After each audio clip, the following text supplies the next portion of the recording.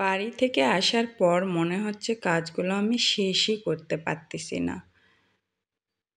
গাছের যত্ন নিতে নিতে আমার অবস্থা খারাপ হয়ে যাচ্ছে, কারণ ৭ দিন ধরে গাছের কোনো যত্ন হয় নাই। গাছগুলো অনেক খারাপ হয়ে গিয়েছে, আর গাছের পানিও পড়ে নাই ঠিকমতো, তার জন্য আমার গাছগুলো মরে গিয়েছে।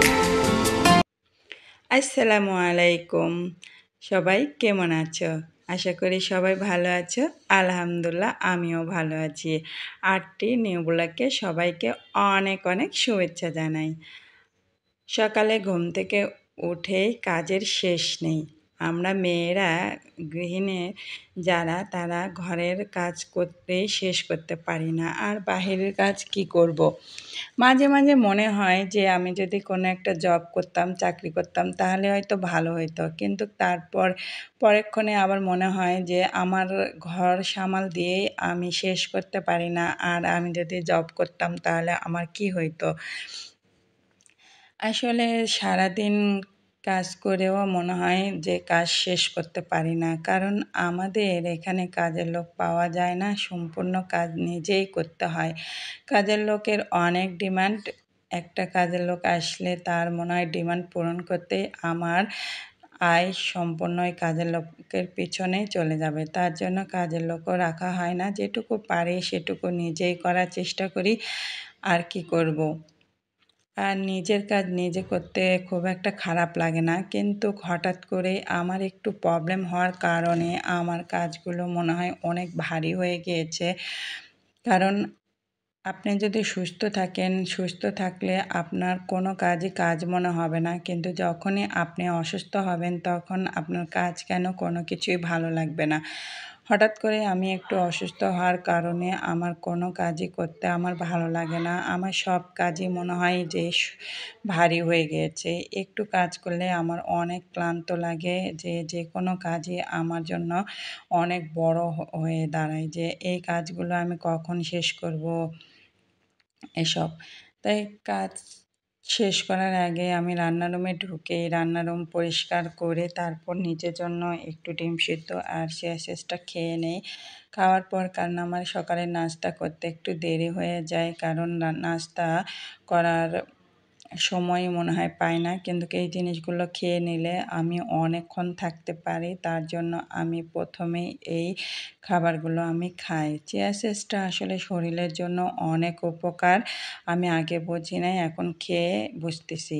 আর সকালে ঘুম থেকে উঠে আমার বুড়িমা চলে এসেছে। বুড়িমা এসেই আমার একটা জিনিস ধরার কারণে ওকে একটি বকা দিয়েছি। বকা দেওয়ার কারণে ও আমার উপর ভীষণ রাগ করেছে। রাগ করে মানে আমার উপর ফুলতেছে আর মুখ ব্যাকা করতেছে। ওর মুখ ব্যাকা দেখে আমি আর কি বলবো। ওর রাগ ভাঙাতে গিয়ে আমি পেরেশান, যে রাগ ভাঙাতে গিয়েছি ও ভীষণভাবে কান্না করে দিয়েছে। আর ওকে আমি একটুও বকা দিতে চাই না, কিন্তু তারপরে হঠাৎ করে হয়ে যায়। আর ওকে আমি অনেক ভালোবাসি, আমার বুড়িমাকে আমি সামাল দিতেই অনেক সময় লেগে গিয়েছে, কারণ ওর রাগ ভাঙাতে একটু সময় লাগে।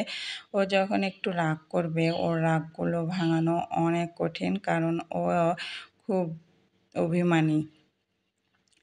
আর আমি আজকে সকালে কোনো নাস্তাই বানাই নাই, শুধু পান্তা ভাত রেখেছি।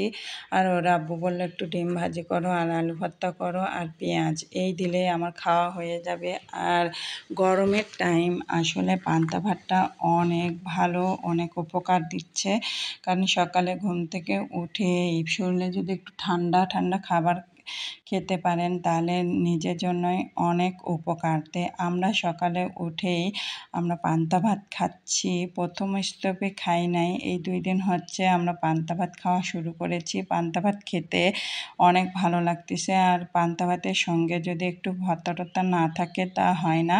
তাই আজকে আমি আবার বেশি কিছু করি নাই, একটু আলু ভর্তা করেছি আর ডিম ভাজি করেছি, এই দিয়ে আজকে আমরা পান্তা ভাত খেয়ে নেব।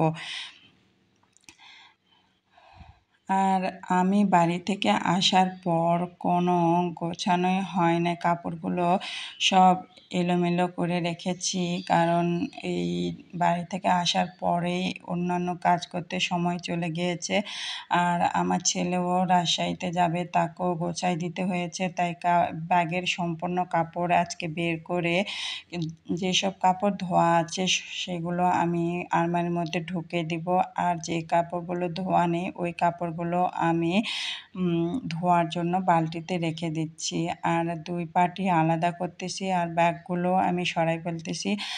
আর মায়ের বাড়ি থেকে আসলেই মনে হয় কাজের আরও চাপ বেড়ে যায়, আমারও তাই হয়েছে, কারণ সংসারে কাজ কোনোটাই হয় নাই, যতই কাজ করতেছি ততই মনে কাজ বাড়তেছে। আর সম্পূর্ণ ঘর ধুলো ধুলো হয়ে আছে, মানে এই ধুলো সারতেই আমার অনেক সময় লেগে যাবে, তাই আস্তে আস্তে একটার পর একটা কাজ করতেছি, কোনো কাজই একবারে করতেছি না, কারণ বললামই তো আমার একটু প্রবলেম হয়েছে, একটু অসুস্থ হওয়ার কারণে আমি সম্পূর্ণ কাজ একবারে করতে পারতেছি না, একটু একটু করে সব কাজ করতেছি। আর আমার এই কাপড়গুলো আমি উঠাই নিচ্ছি, আর যেসব কাপড় আমার ধোয়া সেই কাপড়গুলো একবারে আমি ডাইরেক্ট আলমারিতে রেখে দিচ্ছি, আর যেই কাপড়গুলো ধোয়া নেই সেই কাপড়গুলো আমি ধোয়ার জন্য রেখে দিয়েছি। আর এইসব সম্পূর্ণ কাপড় চোপড় আলাদা করে রেখে দিচ্ছি, এই কাজগুলোই মনে হয় আমার লেট হয়ে গিয়েছে। আর সম্পূর্ণ জিনিস রেখে দিলাম, আর এদিকে আমার রাজপুত্র এখনও ওঠে নাই, তাকে ঘুম থেকে ওঠাইতেই সময় লেগে যায়, কারণ স্কুলের ছুটির কারণে ও ঘুম থেকে উঠতেছে না, 11টার আগে ঘুম থেকে ওঠে না ও।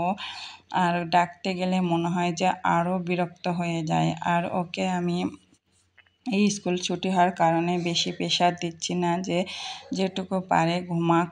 আর সারাদিন মনে হয় একটুও পড়াশোনা করে না, তারপরেও জোর করে উঠায় নিয়ে একটু খাওয়া দাওয়া, সবচেয়ে বড় কথা আমার ছেলে কিছুই খাওয়া দাওয়া করতেছে না, গরমের কারণে অসুস্থতা লেগেই আছে, কোনো না কোনো আজ সর্দি, কাল গায়ে জ্বর, পরশু পাতলা পায়খানা, এই চলতেছে।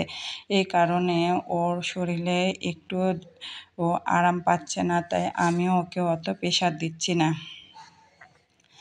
আর ওর আব্বু একটু বলল যে আমাকে একটু তরমুজের শরবত বানাই দাও, তা আমি আবার তরমুজের শরবত ওকে বানাই দিচ্ছি, কারণ এই গরমে যত পারেন তত তরল খাবার খাবেন, শরীরের জন্য তরল খাবার খুবই উপকার। তাই আমি একটু ওর আব্বুকে তরমুজের শরবত দিয়ে দিলাম। আর তাহসিন ঘুম থেকে উঠে ওকে একটু নুডলস রান্না করে দিয়েছি, ও নুডলস খাচ্ছে, কারণ ও যখন যা খেতে চায় তাই দিতে হয়, কারণ ও খেতে চায় না, যেটুকু খাবে ওটুকুই রুচিসম্মত, না খেলে হয় না, তাই যখন যা চায় তাই দিয়ে দেই। আর ও ঘুম থেকে উঠে বলতেছে আমাকে নুডলস রান্না করে দাও, তাই নুডলস রান্না করে দিলাম। আর ওকে একটু পড়াইতে বসেছি, পড়াইতে বসে ও আমার মাথা নষ্ট করে ফেলতেছে, কান্নাকাটির বিচার নেই, পড়াশোনা করতে চায় না। আর আমার ভিডিও যদি আপনাদের ভালো লাগে অবশ্যই লাইক করবেন, কমেন্ট করবেন, আর সাবস্ক্রাইব করতে ভুল করবেন না। সবাই ভালো থাকবেন, আল্লাহ হাফিজ।